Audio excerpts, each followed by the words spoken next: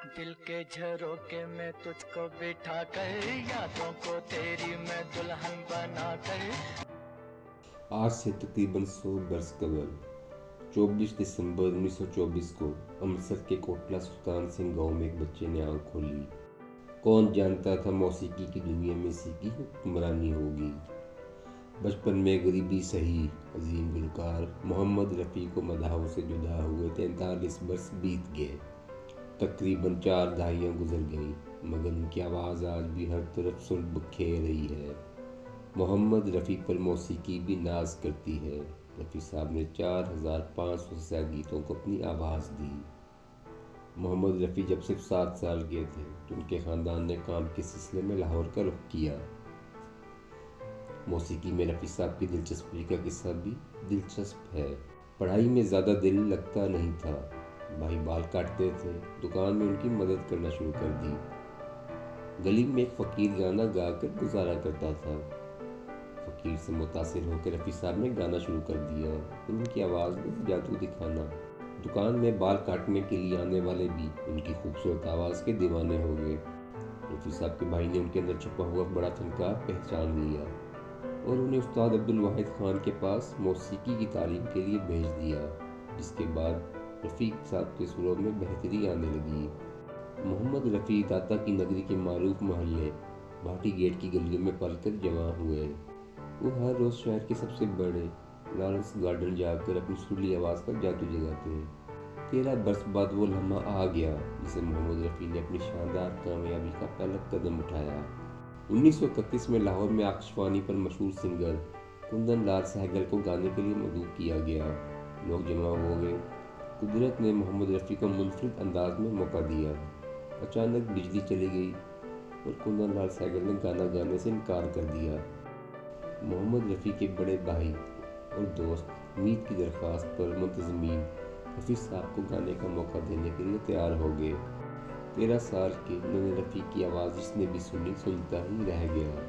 इसी प्रोग्राम में मौसीकार श्याम सुंदर भी मौजूद थे। उन्होंने रफ़ी साहब की आवाज़ में छुपे जादू को पहचान लिया और उन्हें बम्बई आने की दावत दी। रफ़ी साहब ने लाहौर रेडियो पर पंजाबी नगमों से अपने सफ़र की इब्तिदा की। पहला फिल्मी गीत जीनत बेगम के साथ रिकॉर्ड किया। उसके बाद उन्होंने 1944 में मुंबई का रुख किया। फिल्म अनमोल घड़ी के गाने से करियर का आगाज़ किया और उसके बाद रफ़ी साहब ने सारी ज़िंदगी पीछे मुड़कर नहीं देखा। कई खूबसूरत गीत रफ़ी साहब की पहचान बने और कामयाबी उनके कदम चूमने लगी। फिल्म जुगनू में मलका तरन्नुम नूरजहां के साथ उनका ये गीत आज भी कानों में रस घोलता है।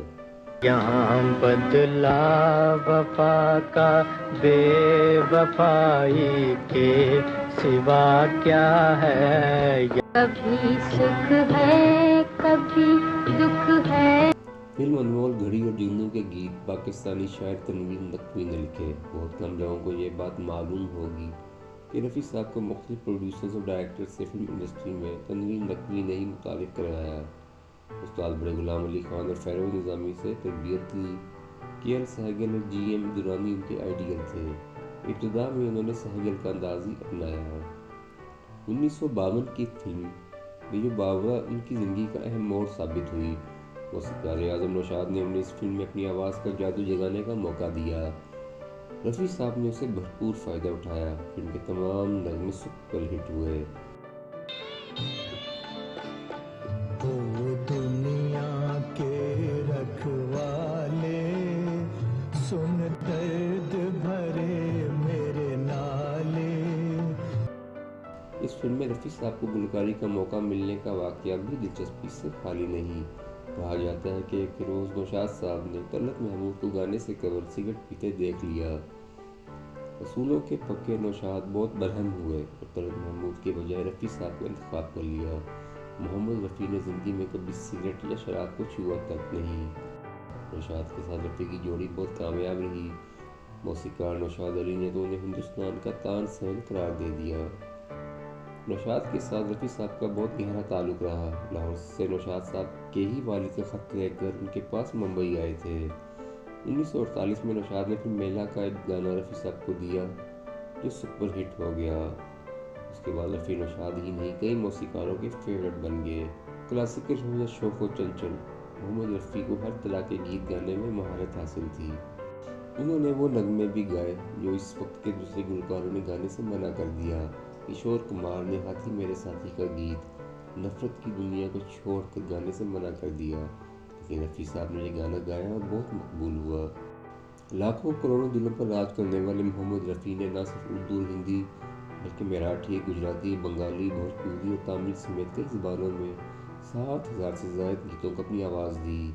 उन्होंने सबसे ज़्यादा फिल्मी डुएट्स लता मंगेशकर और आशा भोसले के साथ गाए। उनकी गुलकारी की ख़ास बात यह भी थी कि वो जिस फनकार के लिए गाते उसी की आवाज़ और उसी के अंदाज को अपनाते।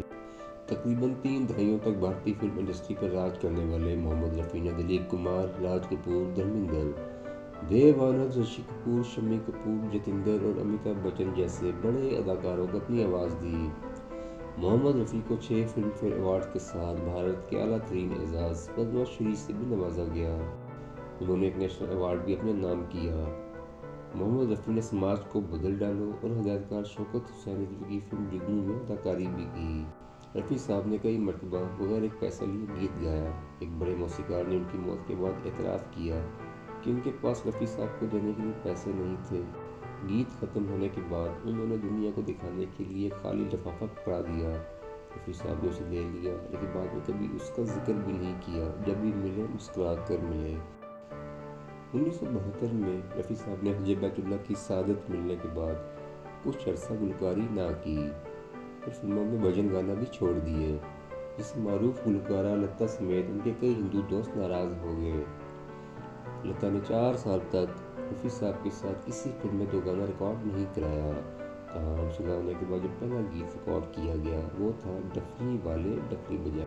रफ़ी साहब ने म्यूज़िक डायरेक्टर ओ.पी. नैयर के साथ बहुत काम किया। अजीम मौसीकार ने इतराफ़ किया कि रफ़ी साहब के बगैर उनके लिए इतनी कामयाबियाँ हासिल करना मुमकिन ना था। मोहम्मद रफ़ी ने एस.डी. बर्मन और उनके बेटे आर.डी. बर्मन दोनों के साथ काम किया। 70 की दहाई में रफ़ी साहब ने कम गीत रिकॉर्ड कराए।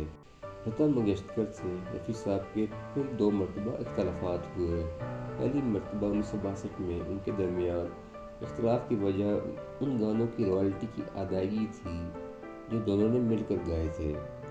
लता इन गानों का मुआवजा चाहती थी। रफ़ी साहब ने इस मामले पर लता मंगेशकर का साथ ना दिया। बाद में जय किशन की कोशिशों से दोनों के दरमियान सुलह हुई और पहला गाना ये गाया।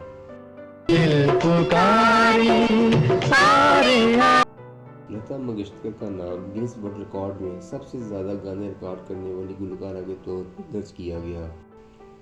रफ़ी साहब ने इस रिकॉर्ड को चैलेंज किया और तमदन तबसरा किया कि अगर लता ने 25,000 गाने गाए हैं तो मैंने 26,000।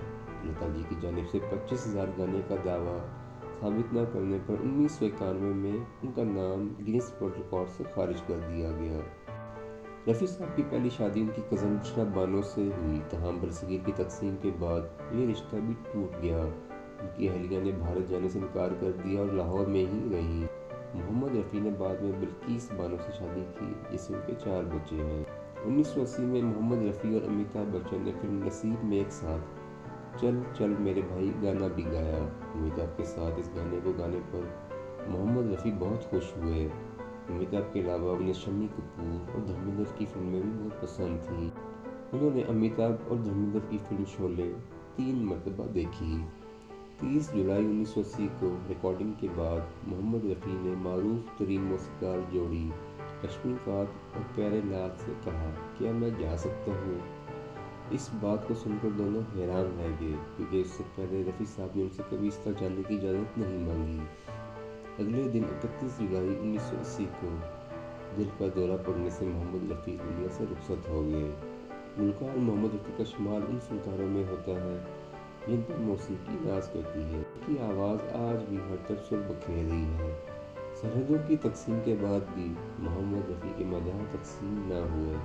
पाकिस्तान और भारत के अलावा दुनिया भर में उनकी आवाज़ की खुशबू आज भी महक रही है। मोहम्मद रफ़ी 31 जुलाई 1980 को इस जहान फ़ानी से कूच कर गए, मगर मौसीकी से मोहब्बत करने वालों के दिलों में आज भी जिंदा है। दिल के झरोके में तुझको बिठा कर, यादों को तेरी मैं दुल्हन बना कर